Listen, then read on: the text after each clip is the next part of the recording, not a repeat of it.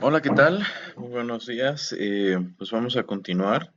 Vamos a volver a revisar las razones financieras, o más bien continuar con las que nos habían quedado pendientes. Ya la sesión pasada habíamos platicado un poquito acerca de las razones de solvencia de corto plazo. Trabajamos con la razón circulante y la prueba ácida. Ah, un detalle que siempre me llamó la atención y que olvidé mencionar en la sesión pasada es la razón del nombre. Resulta que yo no he encontrado como algún referente de por qué se llama prueba ácida en español. De hecho, este numerito en inglés es algo que se llama Quick Ratio. Quick Ratio, que significa ah, como la razón rápida. Y es interesante, porque efectivamente los activos que nos quedan ahí son circulantes, pero son los más circulantes, ¿no? Los que quedan después de quitar inventario, que en teoría es el circulante más lento. Entonces, me llama la atención que en español se llame prueba ácida. No he encontrado mucho referente, pero justamente alguna vez estuve platicando en una clase con personas que eran ingenieros químicos, ingenieros de muchos estilos, pero había particularmente un ingeniero químico. Y entonces me decía que las reacciones ácidas, ¿sí? Cuando se pone a interactuar algún elemento con ácido, normalmente ocurren muy rápido. Entonces, pienso que probablemente se llama prueba ácida justamente como tratando de referenciar a que las reacciones ácidas ocurren velozmente. ¿Sí? Entonces, solamente es un detalle curioso y a lo mejor te ayuda a recordar mejor esta razón financiera. También estuvimos trabajando con las razones financieras de actividad. Por ahí hablamos de las rotaciones y hablamos de la duración de los diferentes periodos que pueden llegar a ser importantes. Ujú. Entonces, ahora lo que vamos a trabajar son otra serie de razones financieras que van a ser igualmente valiosas porque nos van a dar otro tipo de información, un detalle de información adicional. Particularmente ahora vamos a trabajar con las de apalancamiento financiero.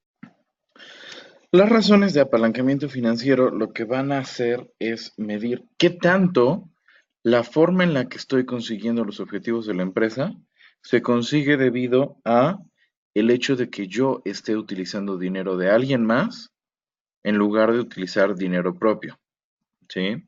Tienen algo que ver más o menos con la idea de una palanca. Si recuerdas, por ejemplo, en física decías que tú en algún punto podrías querer levantar un objeto, ¿sí? Un objeto como este cuadradito que estoy dibujando acá. Y entonces este objeto puede ser que sea muy pesado y que yo levantarlo directamente puede ser complicado. Entonces, lo que dice la física es, bueno, yo puedo utilizar esta barra como manera de palanca, ¿sí? Y entonces, para levantar el objeto, tengo que hacer una presión mucho menor, una fuerza mucho menor que la que realmente tendría que utilizar para levantarlo, ¿sí? Esto es lo que el principio de una palanca en física. Ahora, aquí en finanzas, ¿cómo se va a interpretar este principio de palanca? Pues resulta que si vemos el balance general, ¿sí? Yo tengo activo, pasivo y capital. Ah, resulta que si yo solamente tuviera mi capital, pues probablemente me alcanzaría únicamente para comprar esta cantidad de activos. Mientras que al hacer uso de pasivos, yo podré entonces también tener esta otra parte de capital. Entonces, ¿qué significa el apalancamiento en términos financieros? Significa que yo puedo comprar todo este activo solamente con esta parte de capital, gracias al efecto de lo que estoy haciendo con mi pasivo. ¿Sí? El pasivo me está permitiendo hacer más. En este sentido, y tomando como referencia el ejemplo de la palanca en física, el objeto que quiero levantar justamente son los activos. ¿Sí? El pasivo es este elemento que nos está sirviendo de palanca, que es el punto de apoyo y la barra, y mi capital es la fuerza más pequeña que tengo que utilizar justamente para levantar mis activos. ¿Sí? Entonces, tomando en cuenta esto, la idea es la siguiente. Me voy a dar cuenta en general qué tan endeudado me encuentro y pues la situación es esta. Al fin y al cabo, es útil tener este grado de apalancamiento, es decir, es útil contar con pasivos que nos ayuden a alcanzar mayores niveles de activos que nos permitan hacer más cosas en general con la empresa.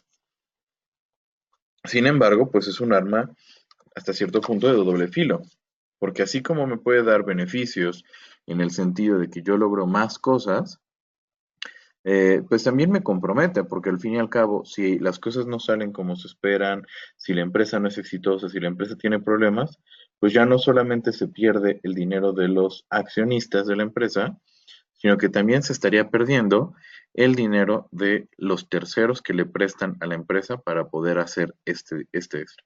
Y obviamente, pues este dinero extra, de alguna forma, es más exigible, ¿recuerdan? Entonces, pues el pasivo es algo que tenemos que usar a nuestro favor, ¿sí? No está mal el tener este nivel de deuda. El problema de la deuda es cuando llega a un nivel que no es sostenible por la actividad de la empresa. Así pues preguntémonos entonces respecto a diferentes perspectivas que podemos hacer en términos de medir el grado de endeudamiento que tiene la empresa y en general medir su apalancamiento. Un primer concepto que podemos estar trabajando es la razón de endeudamiento. La razón de endeudamiento la vamos a calcular como la deuda total entre los activos totales. Es decir, voy a sumar todo mi pasivo y lo voy a dividir entre mi activo total. ¿Ok? Esto era más o menos lo que estábamos obteniendo en el análisis vertical, si te fijas. Ajá. Y entonces yo voy a ver de qué tamaño es esta fracción, la fracción del pasivo, comparada con todo mi activo. ¿Sí? En general, salvo que haya una situación extremadamente delicada de una empresa, lo que podemos decir es que este número es estrictamente menor que uno. Si fuera igual a uno, quiere decir que todo lo que tiene la empresa se debe y que de hecho nada se aportó de parte de los accionistas. ¿Sí? Entonces es problemático en el sentido de que pues yo como accionista no, si algo pasara con la empresa, pues realmente no podría recuperar nada o nada de lo que hay en la empresa es mío en sí mismo. Todo se lo debo a otros. Esto se puede llegar a ocasionar debido a que pues muchas veces los pasivos generan intereses. Y entonces, conforme pasa el tiempo, el pasivo puede ir creciendo y creciendo y creciendo, al punto que lo que debo se vuelve más grande inclusive que lo que me aportaron mis accionistas. Entonces, sí es un poco problemático cuando estamos en un número muy grande. Entre más grande es este número, estamos hablando que la empresa tiene una mayor cantidad de deuda y que por lo tanto, pues, se encuentra en una situación más problemática. No, nos interesa manejarlo como una proporción porque así ya no lo manejo en términos nominales y tengo una mejor idea respecto a qué significa esto para una empresa y sobre todo me da un elemento que puede ser comparable con otra institución que no necesariamente sea del mismo tamaño, ¿correcto? Entonces, no existe un parámetro que digas, bueno, a partir de aquí es útil, ¿no? Hay empresas que requieren un grado de apalancamiento mayor, una razón de endeudamiento mayor que otras, ¿sale? Entonces, la convención para este numerito va a ser en general que busquemos que sea una cantidad lo más pequeña posible, ¿sí?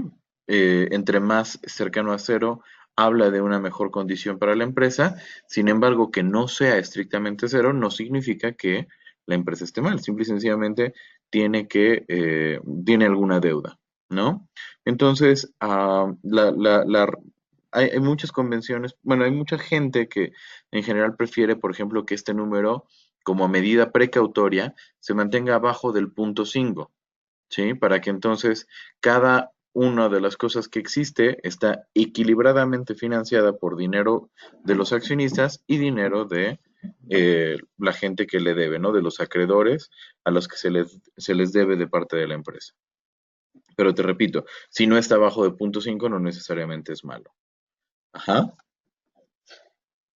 Ahora, esta razón de endeudamiento puede ser cercana a uno y en casos muy extremos, te repito, pudiera llegar a acercarse a uno Y si en algún punto se llega a superar el 1, lo cual sí es posible, significa que la empresa debe más de lo que tiene. Por lo tanto, entraría en algo que se llama una bancarrota. Ujú. Cuando vimos esto de que una empresa va a la quiebra o que tiene bancarrota, hay diferentes clases de bancarrotas, ¿sí? Pero tener una razón de endeudamiento mayor que uno habla de una bancarrota extremadamente severa, ¿ok? Siguiente, la razón de deuda a capital contable. Si te fijas, nada más lo que está dimensionando esto es cómo se está guardando la proporción entre la deuda y el capital contable. ¿Sí? Deuda total, es decir, los pasivos, entre el capital. Entonces, lo que te dice esta es de qué tamaño es, una vez más, de qué tamaño es mi pasivo respecto a mi capital. ¿Ok? Entonces, una empresa que tiene una política, por ejemplo, de no endeudamiento, va a tener una razón de deuda capital, pues relativamente pequeña. ¿No? Digamos, los accionistas aportan 10 millones y se pide 1 millón de pesos prestados, pues entonces la razón es un décimo. No está grave. Ojo, eh, aquí como punto de referencia podríamos pensar el uno, que significa que tanto la deuda como el capital son del mismo tamaño. Sin embargo, pues te repito, no necesariamente eso habla de una situación problemática. Hay muchas empresas que una gran cantidad de los activos los financiaron a partir de los pasivos, a partir de pedir préstamos. Y eso está bien, o sea, la política solamente significaría que pues necesitan de más personas para poder hacer su negocio, pero no necesariamente les quieren dar como el estatus de socios. Nada más les quieren como pues considerar como una alternativa de financiamiento, presentarles a los inversionistas una alternativa de inversión en la que pues no necesariamente tienen que involucrarse como dueños de la empresa. Ajá. Entonces, lo que sí es esto, entre más grande es este numerito, más significa que la empresa tiene préstamos y que está pues poseída de cierta manera, aunque no es la palabra adecuada, pero que prácticamente todo lo que tiene pues se debe a que alguien le prestó dinero, no porque realmente se haya aportado mucho por los dueños. ¿Correcto? Entonces, lo deseable de esto es que esta cantidad se mantenga no desmedidamente alta. Una tercera razón de apalancamiento es el multiplicador del capital contable. Lo que vamos a hacer con esto es, voy a dividir los activos totales entre el capital contable. Y creo que esta en particular es de las medidas más importantes. Particularmente porque este multiplicador lo que va a estar haciendo es, va a estar midiendo cómo es el efecto de incremento de parte de los activos totales, justamente debido a el apalancamiento. Entonces, poniéndolo por el ejemplo nuevamente de la palanca en el dibujo de la izquierda, resulta que mi caja que quiero levantar pesa 10 kilos. Y entonces yo para levantarla tendría que aplicar 10 kilos de fuerza, ¿sí? Ojo, yo sé que la fuerza no se mide en kilos, pero sí, sígueme la corriente y digamos que son kilogramos fuerza, ¿ok? O sea, los 10 kilos por 9,81 de la aceleración de la gravedad. Por si algún físico ve esto, no me critique. Entonces, la fuerza que tendría que aplicar son de 10 kilogramos fuerza, empujado para arriba, ¿sí? Y entonces, probablemente yo, en lugar de tener que aplicar estos 10 kilogramos fuerza gracias al efecto de la palanca, probablemente nada más tengo que aplicar 1 kilogramo de fuerza para levantar los 10, ¿sí? En ese sentido, entonces, lo que está sirviendo la palanca es para multiplicar por 10 veces el esfuerzo que yo estoy haciendo. Entonces, este esfuerzo que estoy haciendo de 1 kilo me sirve para levantar un objeto de 10 kilos, ¿correcto? Entonces, este multiplicador lo que va a buscar es hacer básicamente lo mismo. Si yo divido los activos totales de la empresa entre la parte que corresponde a capital, lo que voy a ver es justamente qué tan valioso estoy haciendo cada uno de mis pesos o qué tanto estoy permitiendo que cada peso que se aporta a la empresa alcance para comprar más cosas debido justamente al hecho de que yo estoy dando la posibilidad de que se tenga deuda. ¿Ok? Entonces, por ejemplo, una empresa que está igualmente financiada por pasivos y por capital, es decir, digamos 10 millones en pasivos y 10 millones en capital, debería de tener 20 millones de activos. Entonces, lo que estaría haciendo para esta razón es divido el 20 entre el 10 de capital y resulta que cada uno de los pesos que tengo aquí en capital se estaría convirtiendo en 2 pesos a la hora de comprar o de financiar algún activo. Mi multiplicador es de 2. Esto significa que cada peso se vuelve 2 pesos. Si tuviera, por ejemplo, no 10, sino 90 en deuda y 10 míos, entonces en total estaría consiguiendo 100 de activos, ¿cierto? Entonces lo que estaría pasando aquí es los 100 los divido entre 10 y entonces mi multiplicador es 10. Cada uno de los pesos que yo aporto de capital se convierte en 10 pesos más o lo puedo utilizar para, para comprar cosas por un valor de 10 pesos. Entonces mi dinero se está volviendo 10 veces más fuerte gracias al efecto de los préstamos. Ujú. Entonces, este multiplicador básicamente lo que nos va a ayudar es a un análisis más que va a continuar. Sin embargo, toma en cuenta que efectivamente este no es ni bueno ni malo, solamente nos empieza a hablar un poco acerca de qué tanto está siendo el efecto de la deuda hacia mejorar lo que yo puedo hacer con mi dinero, ¿correcto? Y la cuarta razón de apalancamiento es la cobertura de intereses, ¿ok? La cobertura de intereses la vamos a calcular como la utilidad antes de intereses e impuestos, ¿sí? Que si recuerdas, a esta le llamamos utilidad operativa y la voy a dividir entre el gasto de intereses. Ahora, ¿cuál es la intención de hacer esto? Si tú recuerdas, cuando veíamos el estado de resultados, voy a regresar hacia él. En el estado de resultados, por ejemplo, teníamos, déjame ver un ejemplo del estado de resultados. Aquí está. En el estado de resultados teníamos aquí la utilidad operativa, o sea, la de antes de intereses. Son estos 219 que te mencioné aquí. Y justamente lo inmediatamente próximo que hago es restar los intereses. ¿Sí? Aquí eran 219 menos 49 se vuelven 170. Entonces, lo que nos dice esta razón es, bueno, me voy a dar cuenta que yo tengo 219 antes de pagar intereses y que luego tengo que pagar interés por 49.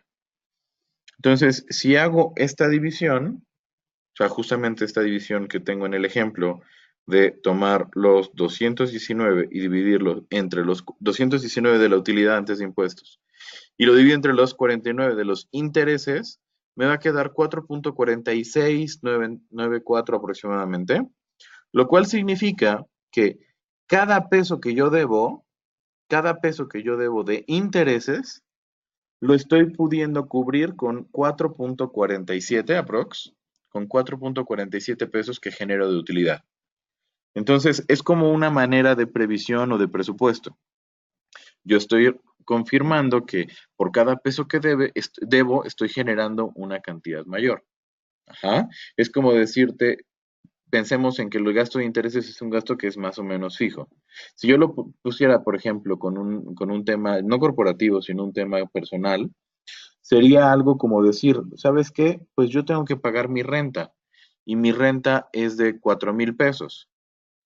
Esto hasta el momento no es algo que yo pueda evaluar, pero si te empiezo a decir, y sabes qué, mi sueldo, el que yo genero al mes con mes, es de 10,000 pesos, pues resulta que mi renta respecto al mes es el 40%, ¿no? Por cada peso que yo pago de renta, estoy generando algo así como 2.5 pesos de sueldo para poder pagarla. ¿Ok? Entonces, ¿qué pasa aquí? Si yo quisiera pagar no una renta de 4,000, sino una renta de 8,000 con el mismo sueldo, pues resulta que nada más tengo 1.125 pesos para poder cubrir cada uno de los pesos que pago de renta. Es decir, después de pagar la renta me va a quedar 0.125 pesos por cada peso que pago de renta. Entonces me quedo con una cantidad menor. Ajá. Lo deseable con este numerito es que sea lo más grande posible. lo cual significa que después de que yo genere mi utilidad operativa, realmente termino con una cantidad más que adecuada para poder pagar los intereses. Ojo, si en algún punto la empresa no paga intereses porque no tiene deudas o sus deudas son libres de interés, pues entonces realmente esta cobertura de intereses podemos decir que es completa, ¿sí? Es un número que tendería hacia el infinito, lo cual es lo más deseable, ¿ok? Entonces la cobertura de intereses me dice, ¿qué tan capaz es mi negocio de generar lo suficiente para que cuando yo me endeude pueda pagar ese nivel de deudas? Y más que la deuda, los intereses sobre la deuda. Ajá. Muy bien. Entonces, si te fijas, todas estas tienen que ver con una parte importante que son los pasivos y otra parte importante es los intereses que estos pasivos pueden llegar a cobrarme.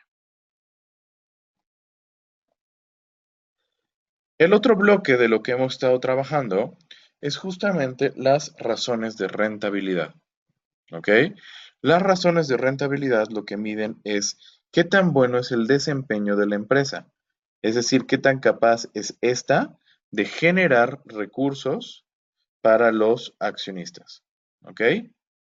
Entonces, lo que miden las razones de rentabilidad es la capacidad de la empresa para generar recursos. Entonces, el margen de utilidad va a ser la primera de estas razones de rentabilidad. Lo vamos a calcular como la utilidad neta entre ventas.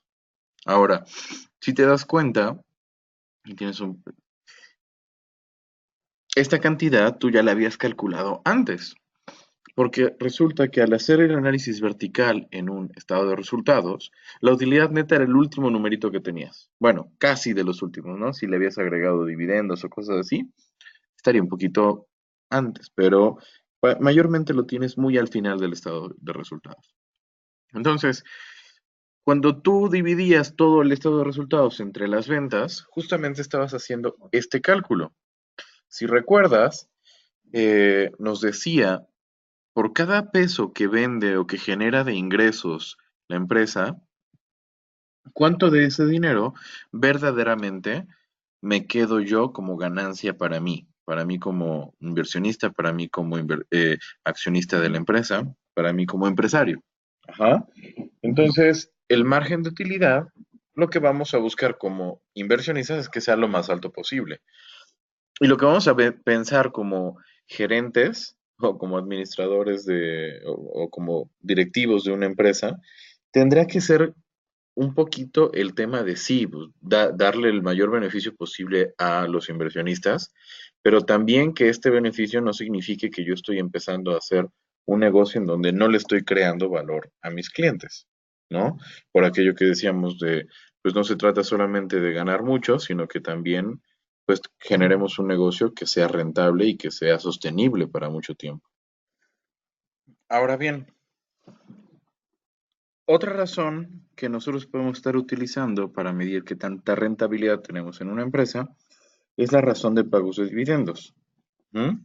Normalmente esta se determina como una política, pero en general las cosas pueden cambiar de último momento cuando se decretan los dividendos. Entonces, ¿qué ocurre?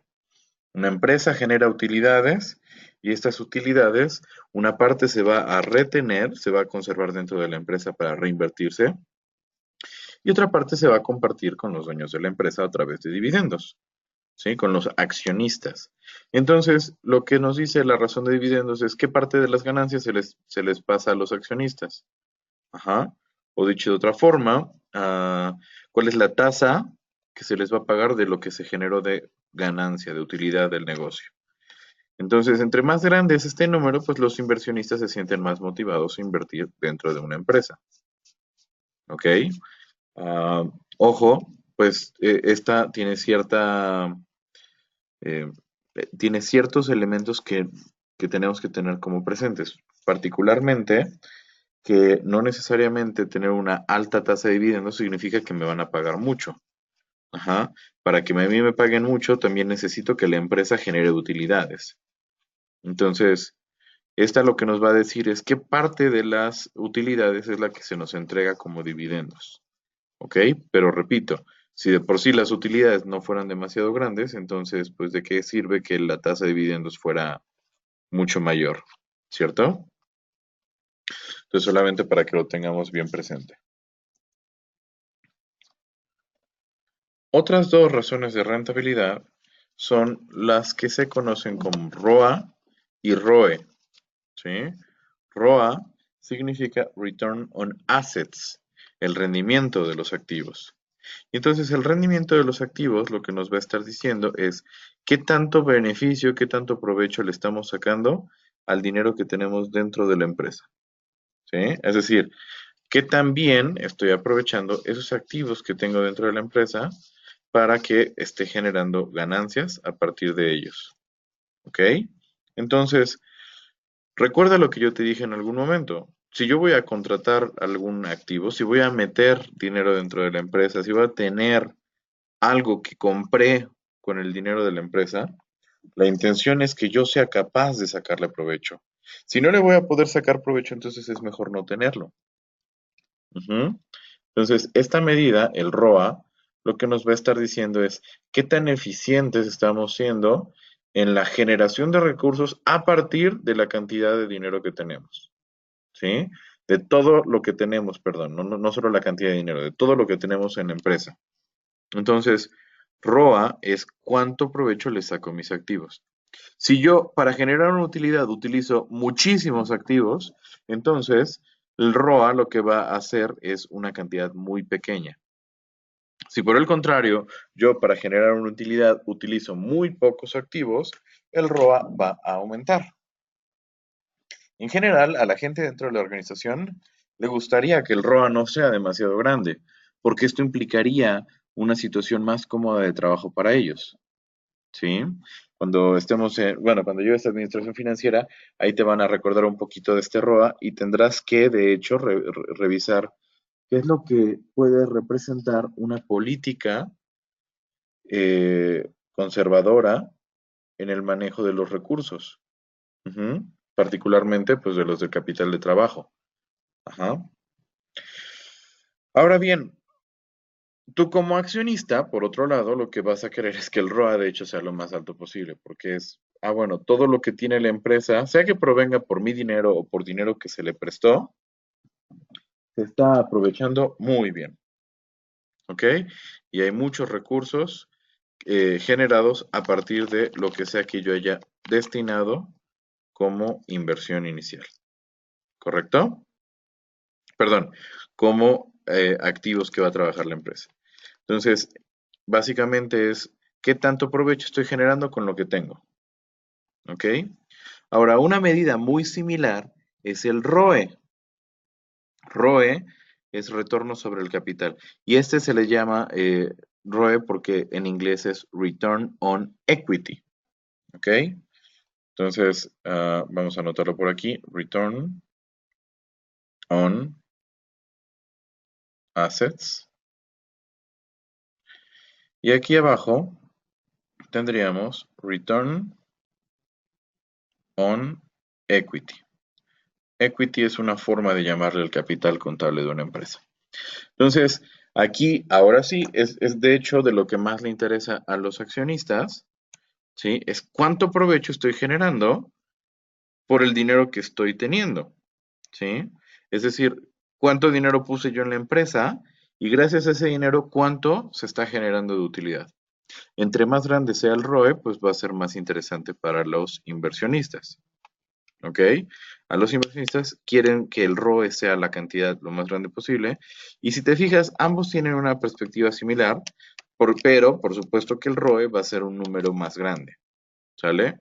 Entonces, por lo menos psicológicamente hablando, le va a llamar más a los inversionistas ver un ROE alto que un ROA equivalente, solamente porque el ROE va a tener un número mayor, ¿no? Y entonces va a decir, estoy ganando más dinero, aunque la utilidad fuera la misma prácticamente. ¿Ok? Ahora, para concluir la sesión de hoy, se va a hablar un poco del modelo DuPont. Entonces, te voy a colocar el link para que veas un video acerca del modelo DuPont, porque luego en las transmisiones los videos no quedan, ¿sí? Y la próxima sesión que estemos trabajando, justamente vamos a ver la manera en la que el modelo DuPont se puede interpretar y cómo es útil para obtener información valiosa dentro de la empresa. Entonces, te pido que tan pronto termines este video, pases a ver el video respecto a cómo se hace el modelo DuPont, cómo se aplica eso a los estados financieros de una empresa y la próxima sesión vamos a discutir un poco más acerca de su interpretación. Por hoy, eso sería todo. Te agradezco mucho y no olvides ver tus videos. Muy buen día a todos.